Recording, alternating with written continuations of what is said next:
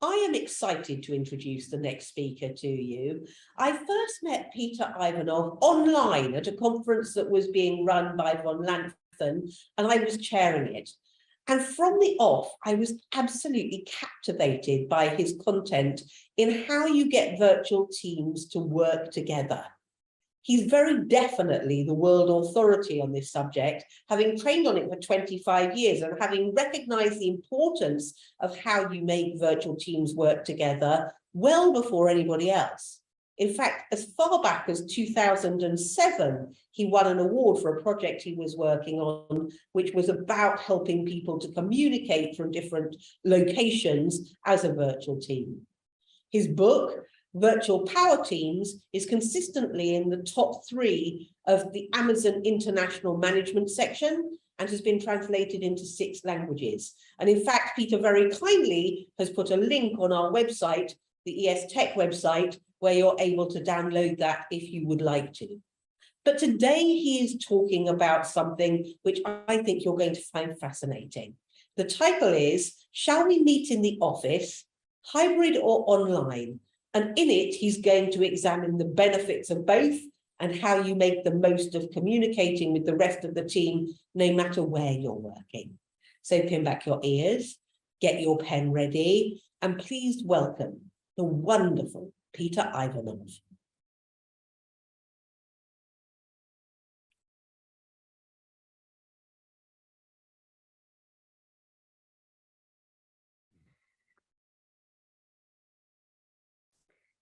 Shall we meet in the office, online, or hybrid?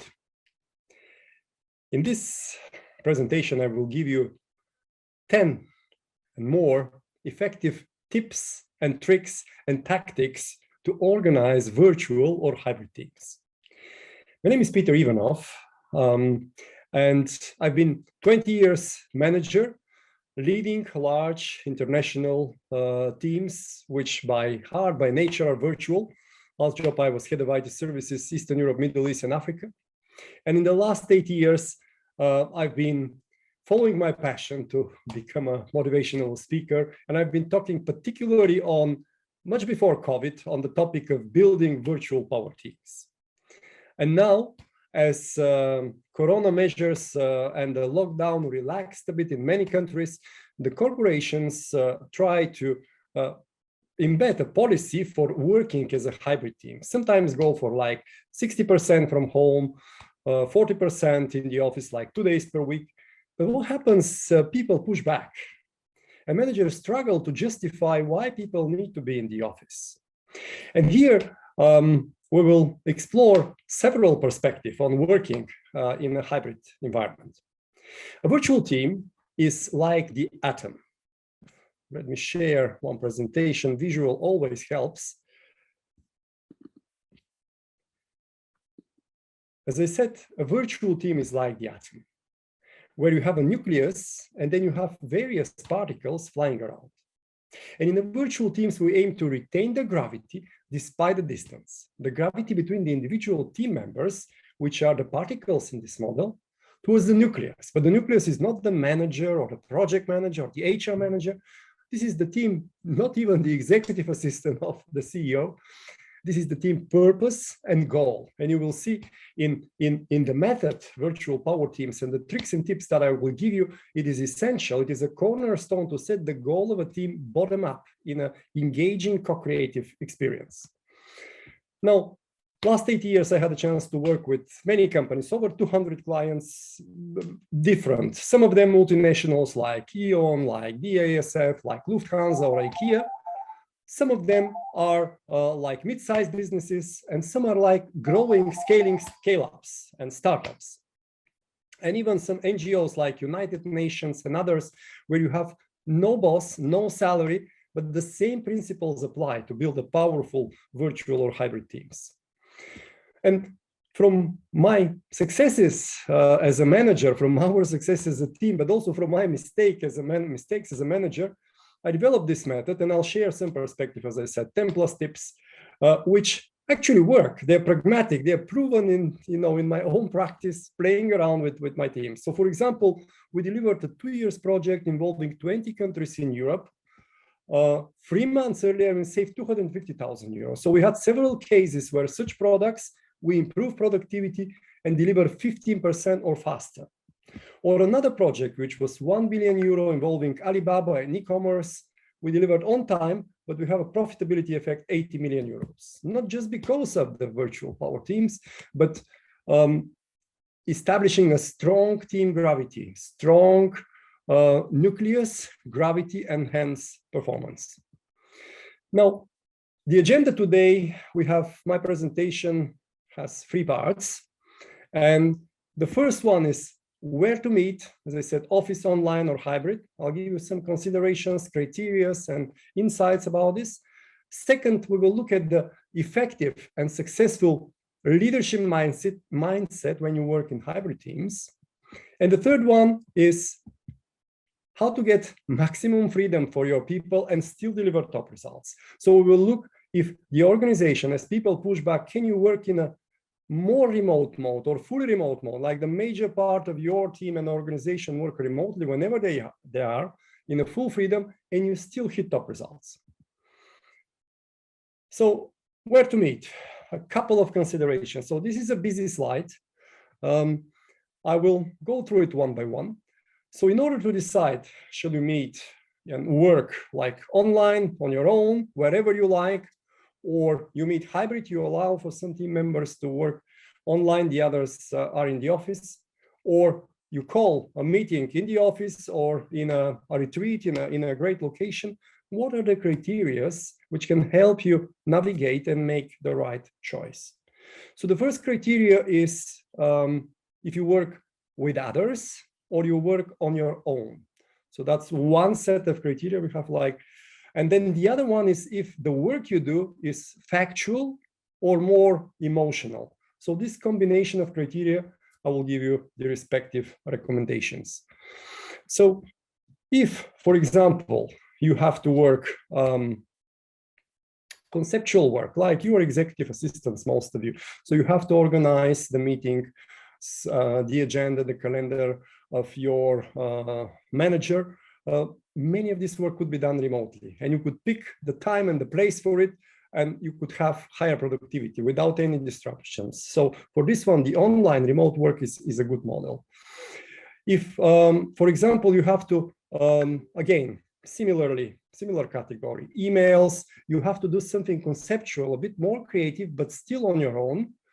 Again, better is to do it from home, from location that inspires you. If in the middle category, the work is partly factual or partly emotional, for example, you have to create a new concept, but not just you have to work with others. You know, as a team, you have to come up with the new product roadmap. What will we do in the next 3 to 6 months? Or you have to make a key decisions. So for this one, some managers shy away from, doing brainstorming online or deciding on a key points, making key decisions like, the strategic product roadmap and so on. In fact, you can do those things online. There are tools like Miro, like Concept Board, like Mural, which allow for the team members to participate in parallel, to co-create. Then you could easily stamp and vote for the ideas, so you could very quickly see which ideas have the strongest resonance. And then in this way, you will have, with a good facilitation and questions and work in smaller and bigger groups, you could achieve those results even in a hybrid model. So you could allow for some people to stay where they are. Some people may be in the office if they prefer to be in the office, or you can go fully remote. And then the third category, as you see on the slide, where you have to work with others, but the work is either confidential. So it's like performance appraisal, when you give feedback, or development plan, discussing on the development areas and the opportunities for leadership development, specialist development of particular team member. This is better to be done face-to-face if you can, in the office or in another location, but face-to-face. Or if you have an informal meeting with the team members, like a team building where you could exchange some informal things. I recommend as part of the virtual power teams methodology, which has the 10 big rocks. This is subject of another presentation. that people, when they get together, they share their personal highlight. What was the highlight since we last met? What was, my most emotional experience? And those things, it makes sense to do face-to-face. All this emotional, intimate, personal stuff, it helps to build trust. It helps to build bonding for your team. It pays back. So use the opportunities when you are together. And then if you have like networking, team building, or you use particular atmosphere to raise creativity. Now there are, creative centers, or even in the office, you could build special places for creative work. Use this, get people together. I will tell you later on, on how often to meet, like retreats twice a year. I'll give you more details on the agenda and so on. But those kind of things you could do in the office on a particularly selected place that would support the purpose of your meeting. Okay, moving on. So hybrid leadership mindset. Mindset, as you know, is key. It's half of, of the success is, the mindset, skills, attitude, even not half. You may debate 20, 80% is mindset, attitude, and then the rest is the physical effort. Now, what are the changes here? Let me give you 5 perspectives, and the old mindset, and then slowly transforming to the new mindset.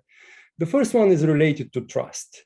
So many managers following the inertia, before COVID, they say, okay, for the people, I can trust the people that come to the office every day because I see them, I can control them, I can be sure that they work and deliver. What I would recommend is to try to challenge your mindset and go to some tasks is better to be done from home or in a location where people can have the maximum individual productivity, as we discussed. So I fully trust my team members to decide where on their own, where is best to work. So from like, I can trust only those come to the office, they're my, mates and trusty, to let them, I fully trust them to pick when and where to work. Second one is goal-oriented leadership, not, clocking the time, controlling, full micromanagement, full control, not possible, not productive. Micromanagement is not an option in neither virtual nor hybrid teams. So instead of checking the people and having all the tools, and you could have system and see if they browse other websites not related to work, measure the output, measure the impact. Remember then the atom model where we have the nucleus. This is the goal that the team is setting bottom up. So there is a 3-step process that we do in the virtual Power Teams workshops where the team defines the top priorities, the hottest topics. Then we convert them into the SMART goals with a very good script. They work in smaller groups. And then we build the roadmaps. This is the team agenda.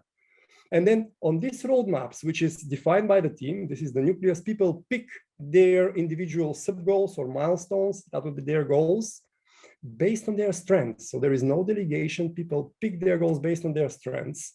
And this ensures much better engagement and commitment. So measure the people based on their goals and ideally the goals that they chosen themselves and set the team goal as a team and then chosen their individual goals. The third one is related about engagement. So the old mindset is, somebody who comes to the office, he shows engagement. He's more engaged by default.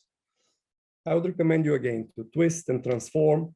It is irrelevant where you are. You could be highly engaged and still work remotely. But for this, you as a manager need to enable the environment so people can have all the information. And again, I'll discuss this later in more details, but you have to go for full transparency.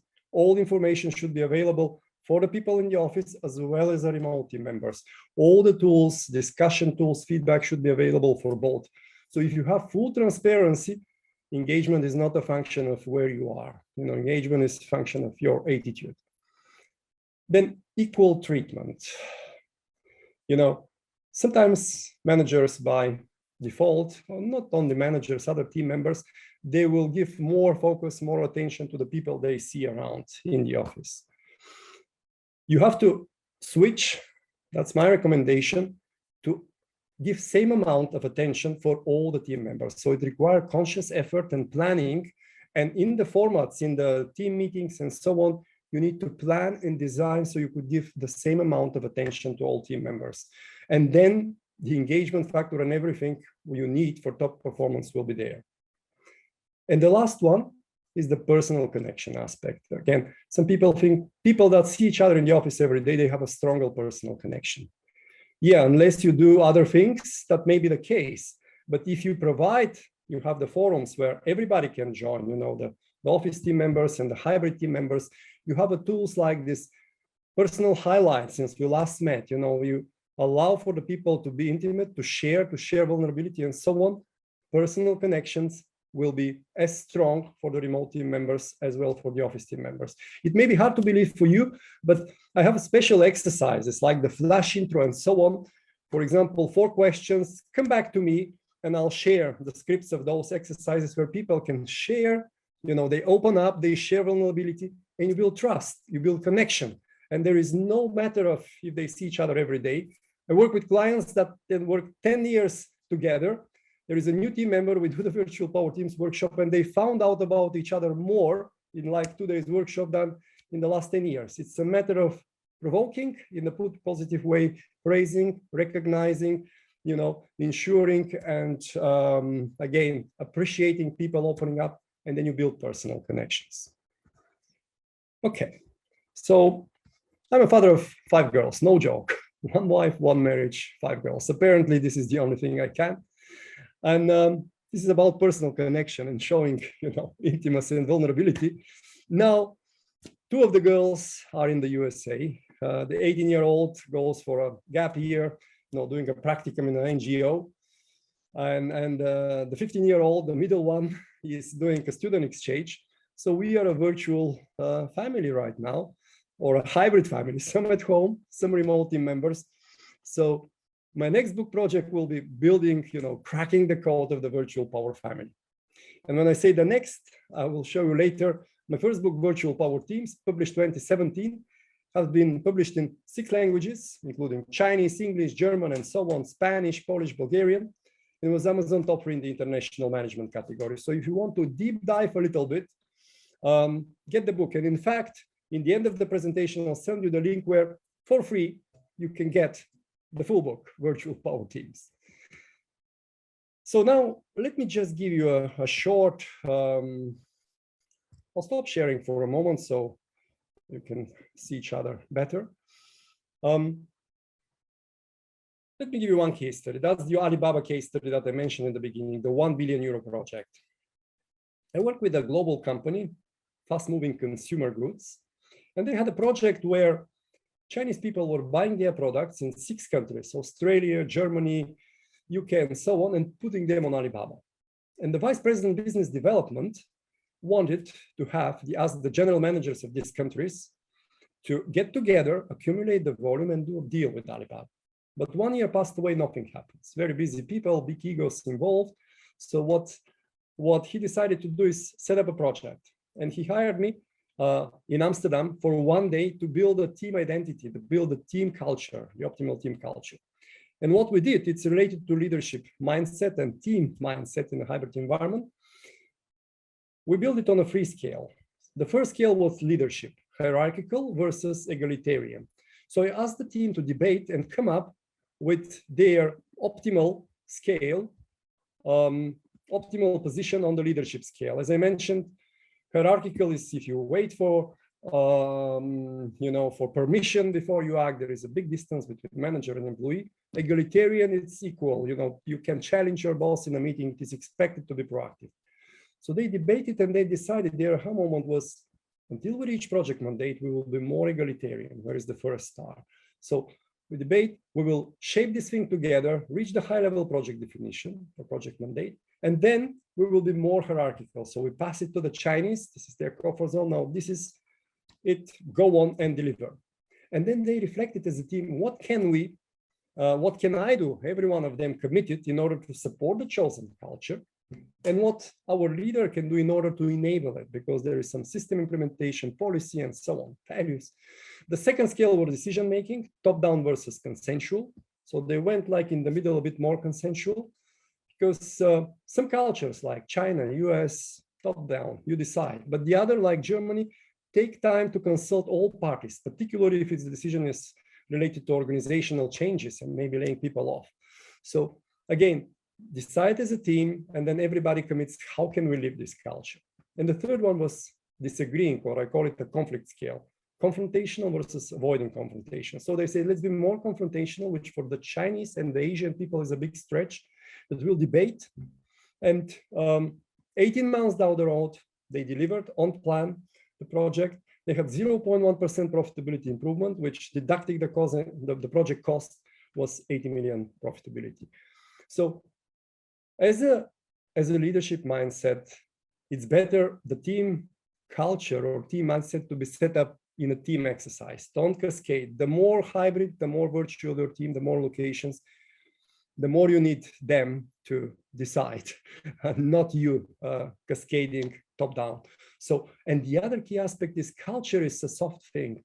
You cannot embed, impose, and so on. The only way is let them choose it and then let them commit how they can support it, and they will hold each other peer accountable. I'm a mathematician, by the way, master of mathematics, so I cannot leave you without a formula. And here are the virtual power teams formula, which applies for hybrid teams as well, which is VPT is P plus V plus I divided by S. And P is personality, as I said, let people share personal moments. You can work with the best people, you know, their tools, you can hire the best, but you need to be able to have a strong gravity to build this, you know, strong virtual team. But in order to build trust, which is the #1 factor for success, or the #1 reason if lack of trust for failure in virtual teams, they need to go and connect on a personal level, human to human, heart to heart level. Then V, we know from sports, you can hire the best, but all-star teams seldomly win. So V is vision. This is the nucleus. And again, the process to define the team goal bottom up. Then I is intimacy, not innovation. So you need formats, particularly for your remote team members, where people can share personal stuff, their highlights, and so on. This thing builds trust. And despite the distance, you could feel connected to somebody if both parties share vulnerability. And again, happy to share the scripts for the exercises where we build the trust. And then S, which is the less, the better, is self or ego.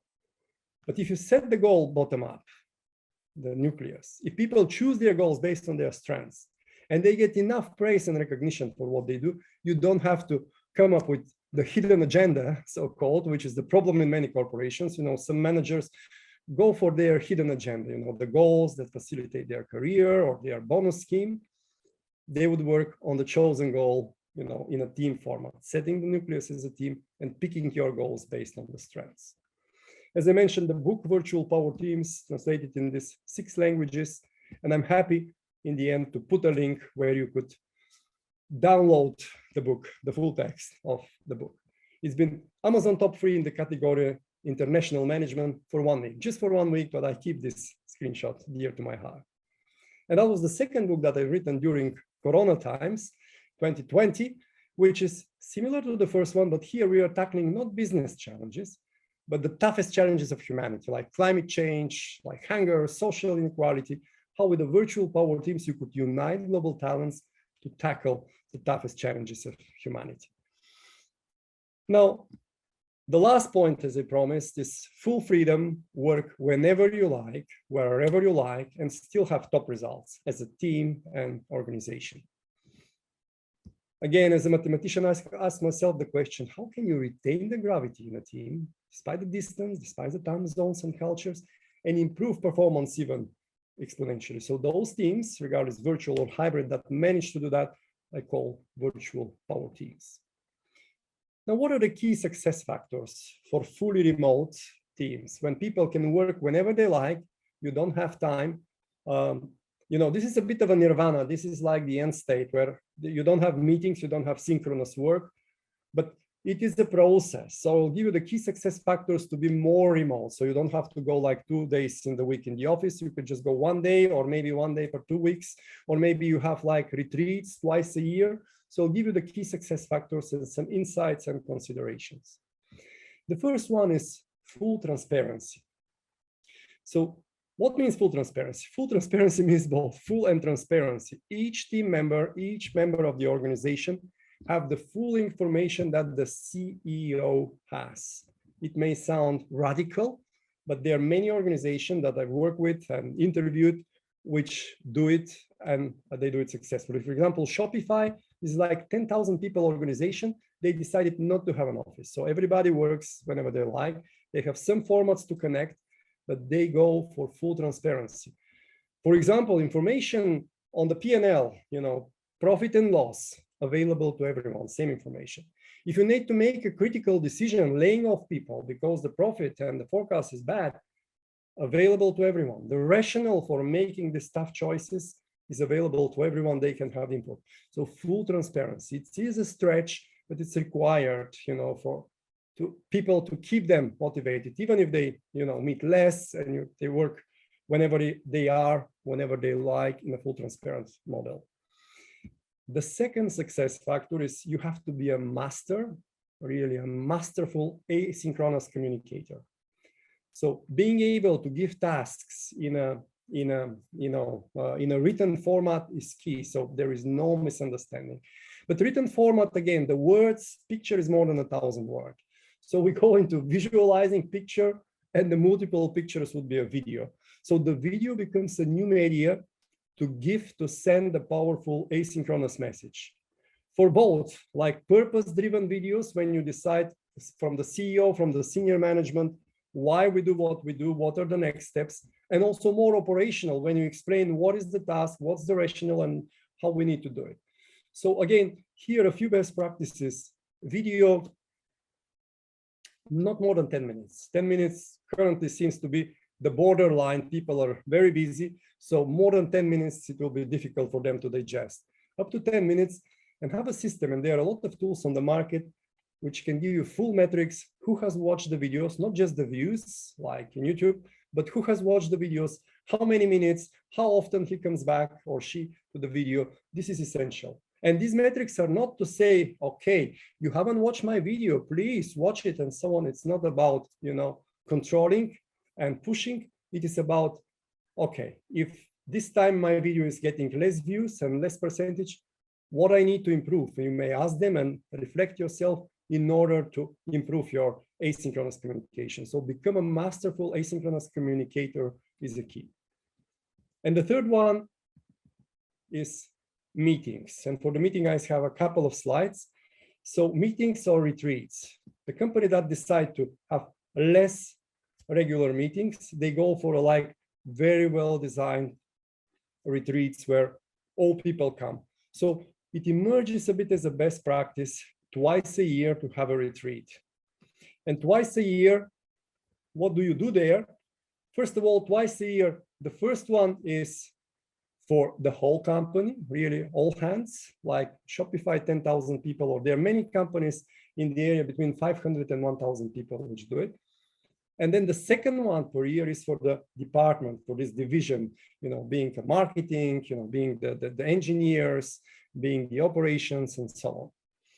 And what do you do there? It is key not to go presentation and slides. All the slides should be in a system. People can get together as a pre-read. And again, like with the video, you have a view who has read the slides, how many times they spend. It's not Big Brother watching you, not. If you get a less stats, it means you're not doing it right. You need to improve as a manager and not, go and watch my stuff. So again, manage the pre-read, leverage the pre-read.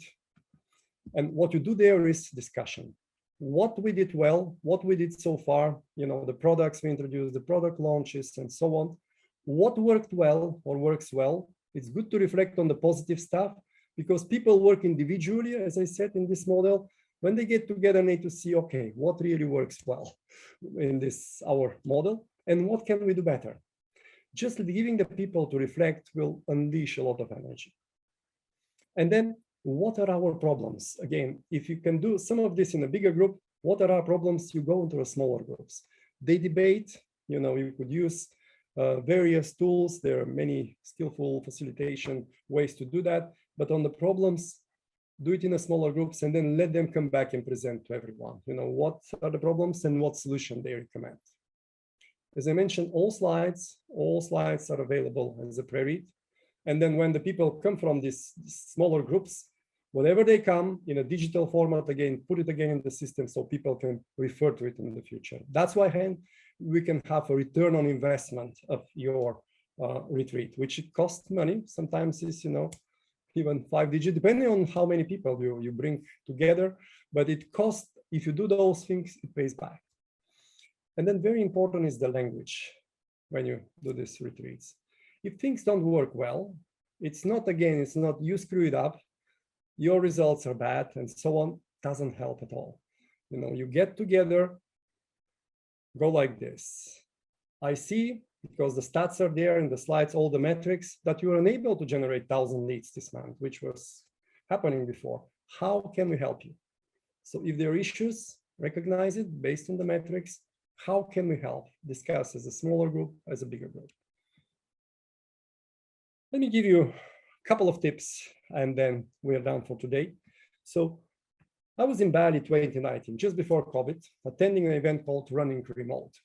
And there were founders of companies which before COVID decided not to have an office, work fully remote. And at some point in time, there was a question, what is the #1 skill to lead remote workers? And we used Slido, people was voting and putting input in their phones. And then on a big screen, the input was structured. And the topics which were recurring, they get centered and bigger on the screen. So in the end, the #1 skill to lead remote workers, which was centered on the screen, was over communicate. It may sound negative. What does it mean, over communicate? It has two aspects. If you set a goal, don't just give the particular task in isolation. Give them the bigger context, the big picture. Why we do what we do? What is the goal that this task will help achieve?